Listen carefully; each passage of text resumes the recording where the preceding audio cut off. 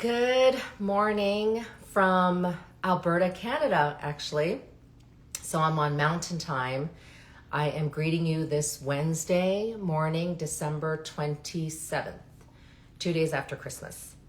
And I felt like I needed to go live to talk about, as you can imagine, what's been going on.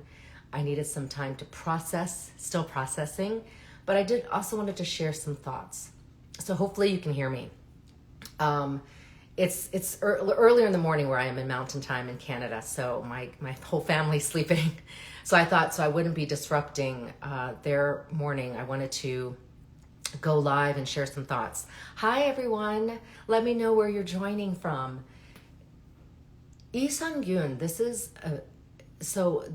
I've been following the story. I don't know if you have. I'm still drinking my coffee, as you can see, and I find that part of my concern, because of just, as you guys know, for recent K-drama fans or K-pop fans, or even if you've been a long time K-drama or K-pop or Korean culture fan, you're beginning to understand just by looking at the Korean dramas and shows the intensity of society there, right? And for those of you who may be familiar with my work, I'm a second generation Korean American, so I talk a lot about the Korean culture. But I'm cautiously saying I don't want this to be a blame game. Blaming is, it puts you on the cycle of hate and anger.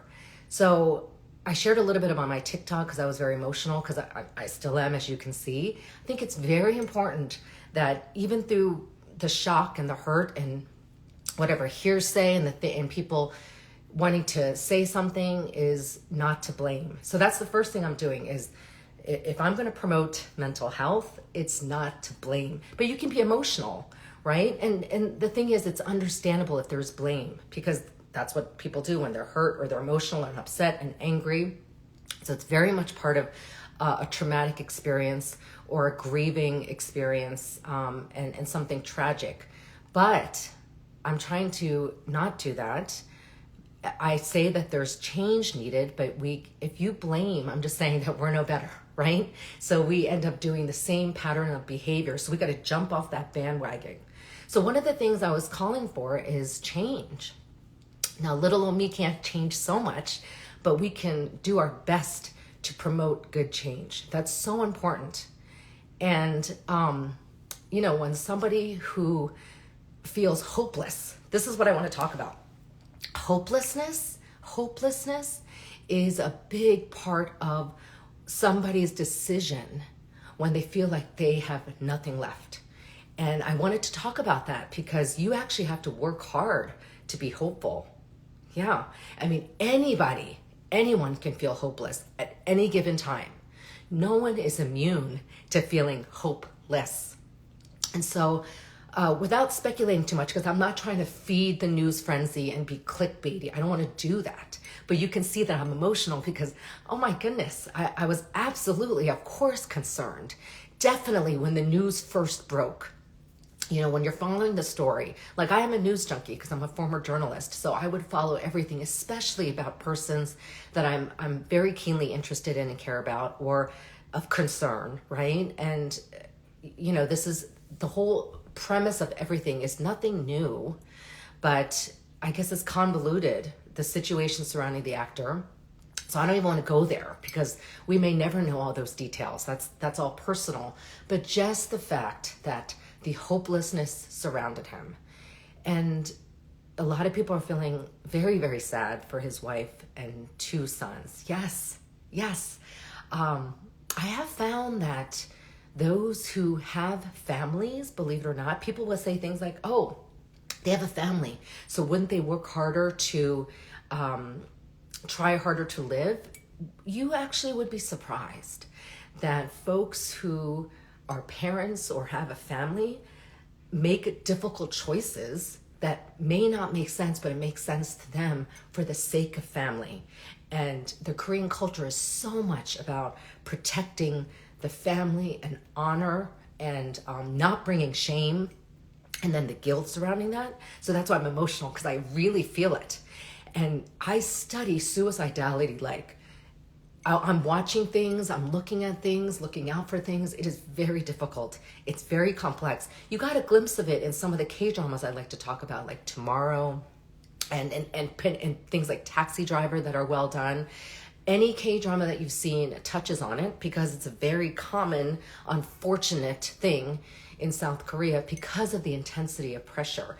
And I feel it very rawly as a Korean American that grew up in traditional Korean culture, because I experienced it myself. When you start thinking these hopeless thoughts because you're so emotionally, I want to say, the lack of belongingness and isolation is really what's happening.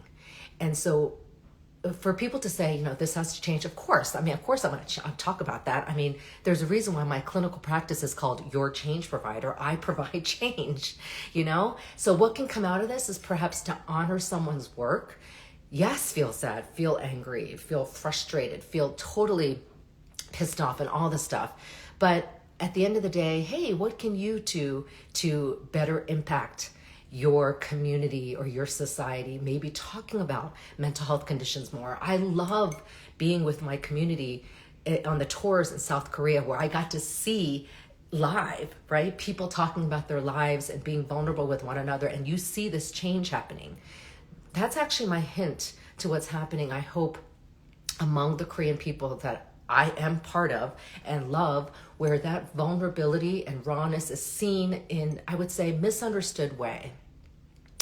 To show the empathy and compassion is not showing weakness.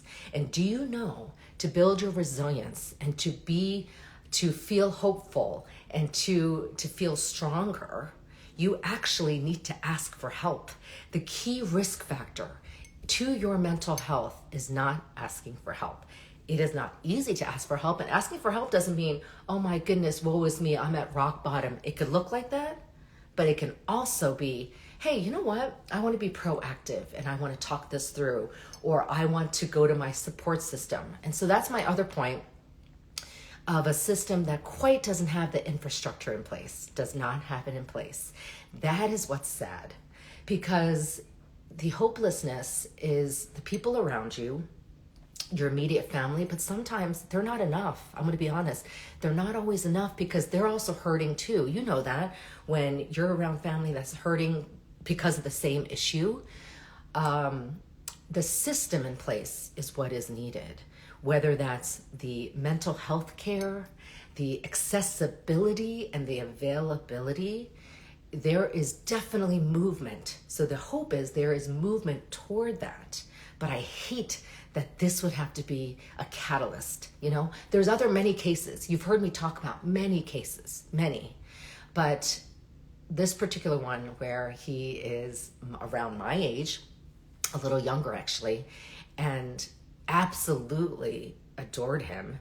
I did watch some of his old K-dramas because I had to, because they're comforting to me. Now, some folks are saying I can't watch it. Well, for me, it comforts me.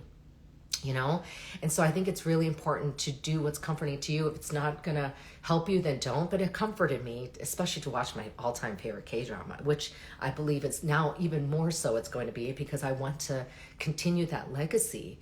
And a lot of people are saying, it's so sad what he shared in my Mr. his whole story about being happy. That is sad. That is sad that those words have coming back, now full circle. Tragic time. And a lot of people, when you read the news, first of all, stay away from the news if it angers you, okay? There's a lot of clickbait headings out there.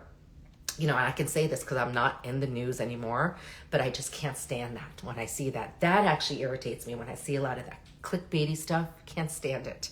So if it kind of hurts you and it feels irritating, then stop. Even though we get obsessed with reading that, it's just not good for us, I wanted to make sure that I get to some of this because I had to share, as I'm sharing this and my family sleeping.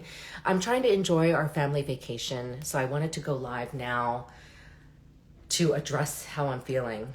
And again, this is nothing new, but this particular one hits a little hard. The timing is, I think, super sad. And I think when the news surrounding what's been happening, I think it's sad. And there are folks who said, I predicted it, but I don't want to hear that either, because that's just sad. If you predict that's what's happening, that to me says, you know what, there is a pathetic system then that needs to change. And that's me being very strong. I feel like I have no right to fully share because I don't live in Korean society, but I don't want anyone ever telling me that I don't have a right to say something because I am Korean American, very much affected where I was born, where my parents were raised, and we have strong ties there. There's a reason why I do these South Korea tours, because I'm proud to show off a country that you have grown to love. There is never a one-sided positivity to everything. If someone tells you, hey, it's always good this way, then, they're lying to you, right? There's no such thing where there's one good thing always. There's got to be a balance. And there's good things and bad things. There's wonderful things and terrible things in a society, in a community, in a country. And this is one of them where I lost count, and there's many people I know who've been impacted in the past of their K-pop idols and artists and, other actresses and actors. This is nothing new, but I am personally very much impacted by this, and I wanted to speak out on it. So this is my call. I don't have much to say except it's emotional, and I don't even want to, like I said, all the stories that you hear, whatever, those facts, they're there, and it is still sad. But I do think, what can you do as we enter 2024 to impact good change? Whether it's in your life, your family's life, your community's life, your workplace life. If you want to live by My Mister's Park Dong-hun, his example, his beloved character from My Mister. By the way, he has so many great characters. But that particular one I use all the time. It's a big chunk of my book, actually. It probably takes an entire chapter, even though there are other beautiful K-dramas, but I had to talk about that one because there was kindness there and goodness and grace, those beautiful words that I want to use now. How can we use and keep his legacy alive, right? And so, I'm so sorry I'm emotional. Thank you so much for sharing. I just want to look at some of the comments and making sure that I'm not missing out. And here's the thing, you may not hear people speak out in Korea because I've been I barely slept, talking to people throughout the evening here where I am, and then speaking to folks in Korea, particularly Korean Americans, right? A lot of them are my friends and they're living there and they all feel the same way, but again, a little helpless, right? In the US, I feel like I'm making an impact because I can speak here and there. I can point out workplaces and college places and be like, hey, this is not good for your mental health, but not quite in Korea because they're behind in that sense. And I really mean it, they are behind. Considering how future forward they are, it's because this society is rooted, as you may know, in East Asian teaching of Confucianism. And I'm sharing this because we need to understand that. They are all about maintaining that peace and harmony and keeping the tolerance level up. They don't believe that treatment is the first place to go. They believe it's like we need to just chamo this. That's the Korean word for it. Chamo means hold it in, suffer in silence. You see that.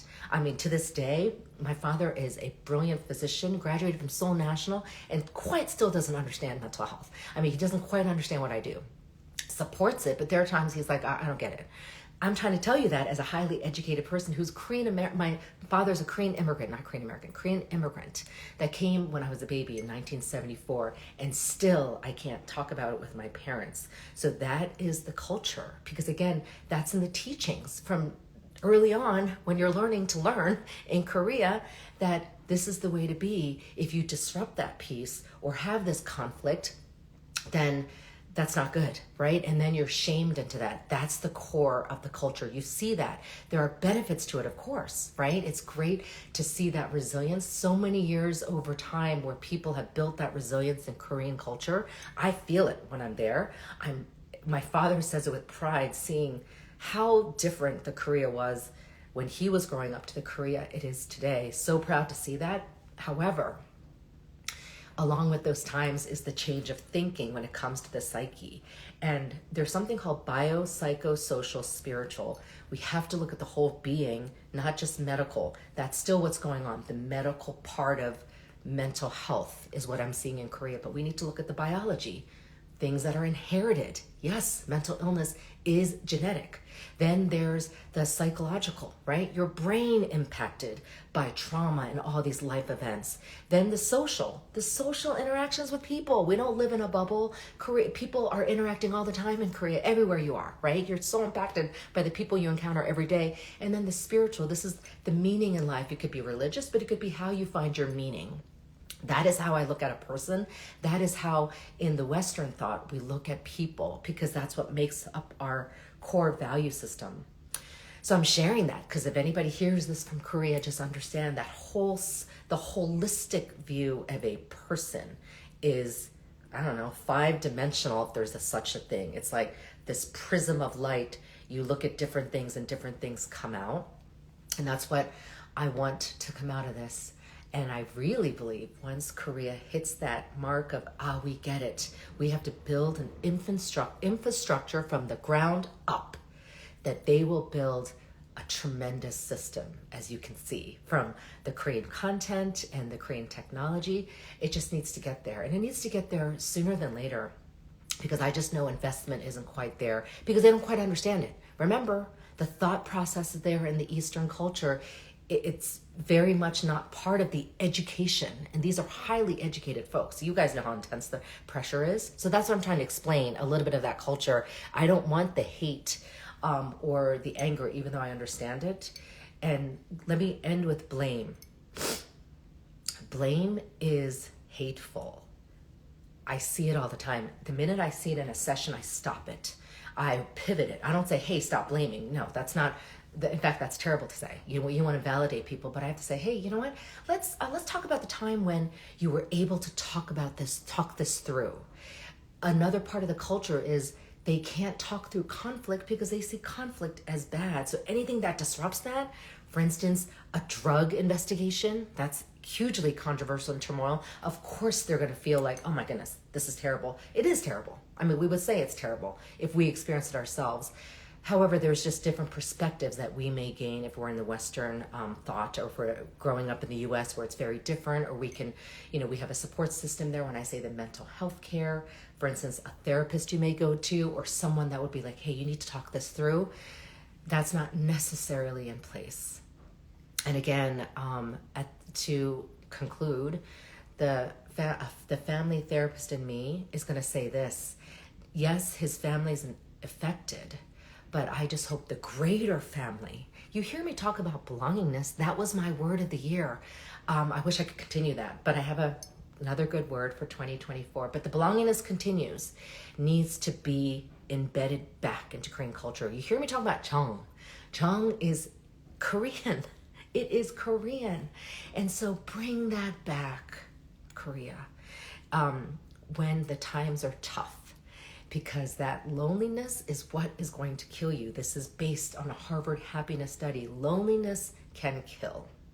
It's greater than alcohol addiction and smoking. You know that? So that's what I want to say. If you're feeling hopeless, I need you to work hard to feel hopeful. Someone cannot give you that hope. You need to seek it. Find the meaning, that spirituality in your life, that understands socially what's going on. Psychologically, yes, your brain is being impacted every day of your experiences, stressors to joys.